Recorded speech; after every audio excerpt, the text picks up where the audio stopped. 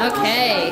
Hello, my name is Electricity, and I've chosen to dress up in this way because I'd like to highlight how Halloween can really be all about using less electricity than normal.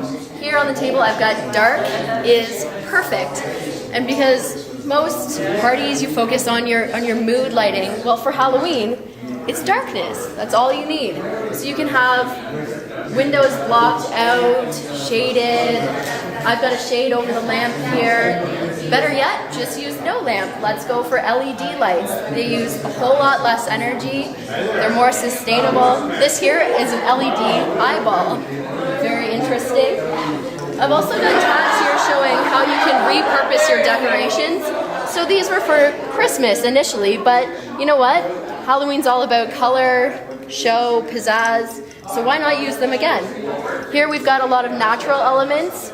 Halloween's all about harvest, the fall season, fall colors. Bring in the natural elements like pumpkins, ripe, old pears. They look gorgeous for both your fall and Halloween decorations. Other things you could repurpose, maybe you've had a little brother or something, you use a snake, just get creative with the way you choose to use things. We've got a skeleton hand, mix strange things to make a higher impact. And yeah, above all, just use the opportunity wisely to use less electricity and see less of me around. Frank Robertson from the EHPEA, our Eco-Friendly Halloween Party Enforcement Agency. I'm one of our senior enforcement officers. Just here to give you a few tips on hosting an environmentally friendly Halloween party. A big one for me that I've been doing, and I tell all my friends about, is of course, let's not do the tree bites, do an heat bite. Do it by email. And it's great for me, I can monitor everybody that's coming, you can see it all online in real time, and there's no paper involved. Number one, big thing for me, and I love it as well. Number two, we want to avoid that nightmare at the curb the next day when you're lugging out all the black bags full of garbage. The biggest problem is people not knowing where to put things. So make it easy for them. Clearly identify. Here you put your organic waste here, compostable stuff, recyclables here. Easy to tell people where to put their beer bottles so they're not putting them in the wrong spot. You're not getting recyclables and compost in with your garbage.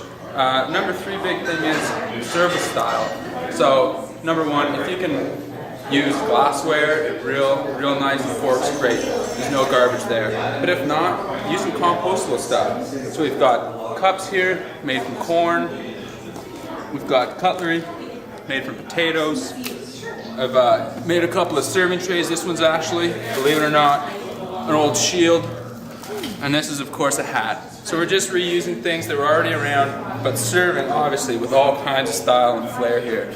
So I'm going to be cruising around a little bit this Halloween, checking up on parties. Just make sure if I come a knocking, you're doing the right thing at your party. So I came as a clothesline today, a very easy costume. Little rope and clothes pegs from home, and yeah, a little bit of laundry. So promoting a good energy conservation practice, hanging your clothes, and easy little costume. As you can see, I am a very, very pregnant mom. The idea was just brought to my attention in the last day or so, and in the spirit of reusing, I actually rented my costume from a well-known costume store in the city called Malabar. So it's another great option if, like me, you are almost 10 months pregnant and don't really have anything at home that you can use. Hello, I have taken my love of soccer to a whole new extreme. Whether it be home team or abroad, take whatever you can of every favorite hockey or soccer or any kind of athletic team you like and become the biggest fan ever. Hello, I'm Kara, and I am a geisha dressed up for this event here. And the station that we're talking about right now is about food and how to focus on making your green Halloween party food-friendly and waste-friendly. So there's a couple of main tips that everyone should think of about what to serve at your party, whether it's a Halloween party or elsewhere.